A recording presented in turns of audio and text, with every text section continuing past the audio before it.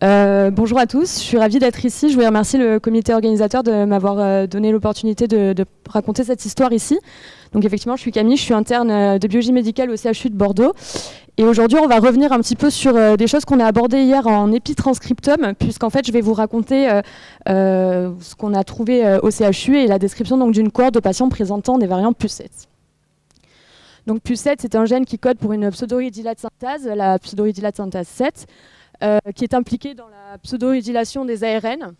Donc c'est une modification post-transcriptionnelle de l'ARN qui correspond à une isomérisation de l'uridine en 5 ribosyl uracile, comme on le voit ici sur cette figure, cette isomérisation ici.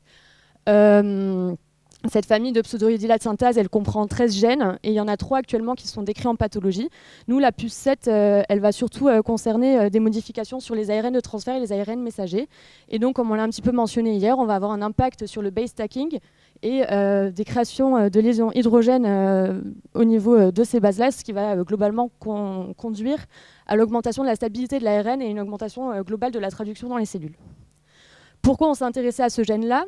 En fait, l'histoire elle a débuté avec la venue au CHU d'une petite fille de 6 ans qui s'est présentée avec un retard de croissance staturopondérale et un retard des acquisitions. Donc on avait un retard assez massif dans tous les paramètres de croissance au niveau du poids, de la taille et du périmètre crânien, comme vous voyez ici, avec une déviation standard assez importante. Une dysmorphie faciale avec ici, on peut voir sur l'image des oreilles basses implantées, un philtrum long lisse, une lèvre basse un peu tombante, etc.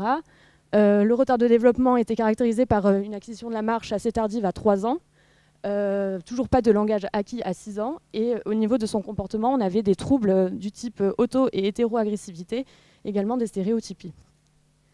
Donc cette présentation, elle a conduit à la réalisation d'un exome trio en 2018 qui est revenu négatif, et donc moi je suis rentrée dans l'histoire un peu plus tard, au niveau de l'été dernier, en août 2021, où j'ai été mise sur un projet de relecture d'exome non résolu.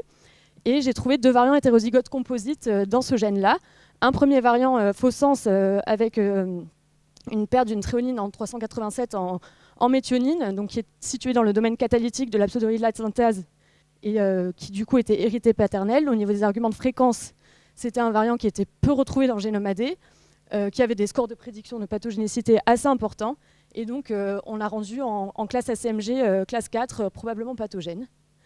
Le deuxième variant était hérité maternel.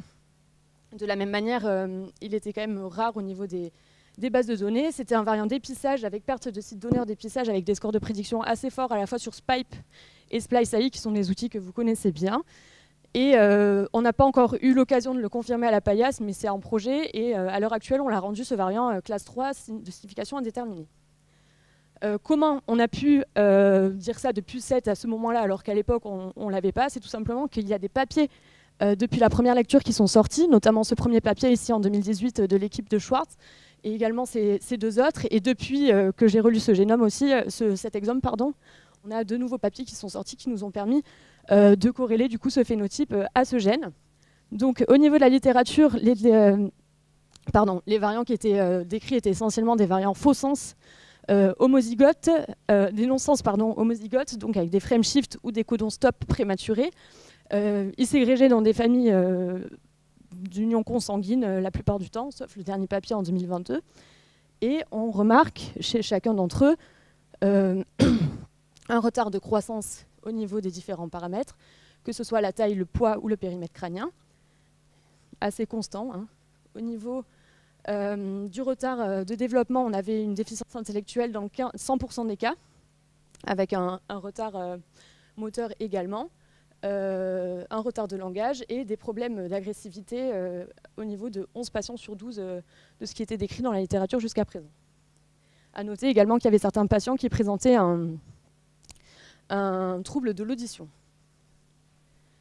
Donc, au niveau des variants décrits dans la littérature, vous les avez affichés ici en couleur. Donc, comme on l'a dit, c'était beaucoup de variants stop. Nous, on rapporte du coup 2 nouveaux variants, un faux sens qui est situé dans le domaine catalytique de la protéine et un nouveau variant d'épissage qui nous reste à caractériser. Donc, ça nous a donné envie de s'intéresser à ce gène-là, ce qui nous a conduit du coup à soumettre un gene matcher pour trouver des gens à l'échelle internationale, pourquoi pas, qui s'intéressaient également à ce gène-là. et qui nous a permis de rentrer, en contact avec plusieurs équipes sur le plan national et international pour décrire du coup au total 13 nouveaux cas dans la littérature. Donc c'est ces cas-là que je vais vous présenter. Donc, comme observé précédemment, on a des patients qui présentent un retard de croissance assez marqué, assez constant, encore une fois au niveau du poids, de la taille et du périmètre crânien. 100% des patients présentent une déficience intellectuelle plutôt marquée entre modérée et sévère. Un retard moteur également et un retard de langage dans 100% des cas. Parfois une hypotonie plus ou moins congénitale, mais ça c'est à préciser en affinant un petit peu les données. Et la plupart des patients avaient des problèmes comportementaux avec, dans 6 cas sur 11, des troubles à type d'auto-hétéro-agressivité. On remarque aussi que certains de nos patients avaient des troubles de l'audition plus ou moins modérés.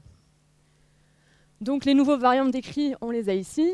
Il y a encore une fois beaucoup de variants stop avec des frame shift et des codons stop prématurés. On a aussi des variants missense comme le 387 qu'on avait chez notre patiente, qui a aussi été décrit dans la littérature dans le papier de 2022 de Anne, ici, qui a été caractérisé d'un point de vue fonctionnel.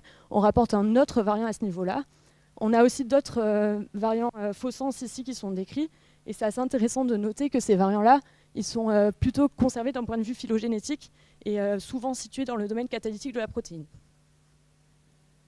Donc la question qu'on se pose maintenant, c'est quel est l'impact fonctionnel de ces variants, parce qu'effectivement c'est bien beau d'avoir des variants, mais qu'en est-il de la protéine? Donc l'équipe de Schwartz en Israël avait publié dans son premier papier des données un peu fonctionnelles sur ces variants-là, d'abord sur des fibroblastes patients.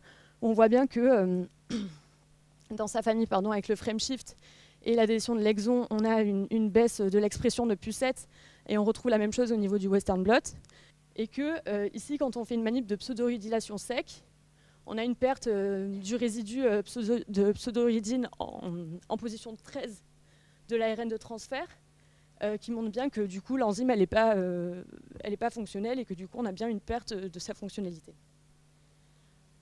Une figure qui moi m'avait fait un petit peu sourire quand j'avais lu le papier à l'époque, ils ont modélisé ce frame shift là dans un modèle de drosophile, pour lequel ils ont un petit peu investigué le comportement, l'aspect comportemental de la mouche. C'est un petit peu rigolo. Et on remarque du coup chez un individu wild type qui se distribue entre 2 points d'intérêt que la distribution est plutôt logique. La mouche elle va d'un point d'intérêt à un autre en allant relativement droit. Alors que les variants frame shift ici et les délétions complètes du gène donnent lieu à des comportements complètement aberrants de cette drosophile. De la même manière, dans un environnement d'opposition entre 2 drosophiles qui seraient starving, donc qui seraient affamés, pour lesquels on mettrait une goutte d'eau avec un peu de sucre, les mouches auraient du coup tendance un petit peu à se battre, et les mouches qui ont des variants PU7 avec des codons stop prématurés ont tendance à passer plus de temps à se battre, et elles ont un win ratio qui est positif. Donc, si jamais vous connaissez des connaissances qui sont un petit peu énervées, il faudrait peut-être leur séquencer PU7. Mais... Non, tout ça pour rire et dire que ce papier nous a intéressés, qu'il y a une réelle expertise dans cette équipe-là, et que du coup on s'est mis en contact avec cette personne pour essayer de décrypter un petit peu plus les mécanismes physiopathologiques de ces troubles comportementaux et éventuellement aussi de ces aspects de croissance, etc. Parce que PU7 est un gène qui est plutôt ubiquitaire, donc qui est exprimé dans beaucoup de cellules, et on ne comprend pas bien ce phénotype qui est quand même assez redondant, comment ça se passe. Donc on est en lien avec cette équipe, on a pu avoir accès à des fibroblastes sur des biopsies de peau des patients grâce aux cliniciens, et on envisage de faire un peu une approche multi-omics et de modèles animaux pour essayer de comprendre un petit peu mieux ce qui se passe. Donc si vous avez des variants éventuellement PU7 dans vos exomes à nous communiquer, et si vous voulez collaborer avec nous, n'hésitez pas à nous écrire à ces adresses mail ici, on sera ravis de vous répondre et de vous inclure dans l'étude. Et donc voilà, moi j'ai terminé. Je souhaitais remercier surtout l'équipe de génétique du CHU de Bordeaux pour son accueil, en particulier le docteur Vincent Michaud, avec qui je réalise ce projet, qui me soutient beaucoup dans cette histoire-là, les collaborateurs au niveau international qui nous ont confié leurs données, et puis vous pour votre attention, et je serai ravie de prendre des questions.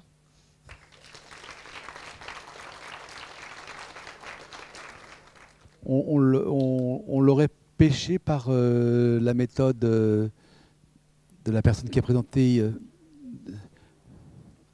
par... oui, on aurait pu la voir par... D'épitranscriptomie, vous voulez dire? Oui. Non. Oui. Bah, en fait, Clément, je sais pas si... ouais. Ça serait intéressant. Après, les papiers sont quand même relativement récents. Non, et puis aussi par RNA transcriptomique. Hein, c'est par... Les papiers sont relativement récents, même si les signes cliniques sont assez constants. Je ne suis pas certaine que ce soit encore implémenté dans ces logiciels de priorisation de variants. Et en RNA transcriptomique, le problème, c'est qu'on n'a pas de signature pour l'instant connue. On ne connaît pas les mécanismes d'action en aval mis en jeu. Donc, comme la pseudo-hédylation est un phénomène qui est plutôt ubiquitaire dans les cellules et que ça se passe vraiment sur beaucoup de résidus ARN et que il y a beaucoup de motifs qui sont concernés, je pense que globalement, il y a des manips qui sont faites et qui montrent qu'il y a effectivement une baisse drastique au niveau cellulaire de la pseudo-hédylation chez ces variants-là. Le problème, c'est qu'il y a 13 gènes, il y a d'autres pathologies qui sont concernées par des variants sur ces gènes-là et qui n'ont pas forcément quelque chose à voir. Donc je ne suis pas certaine que ce soit quelque chose qu'on puisse en tout cas capter facilement sur des screenings d'épitranscriptomiques, quoi. En tout cas pas maintenant, peut-être après.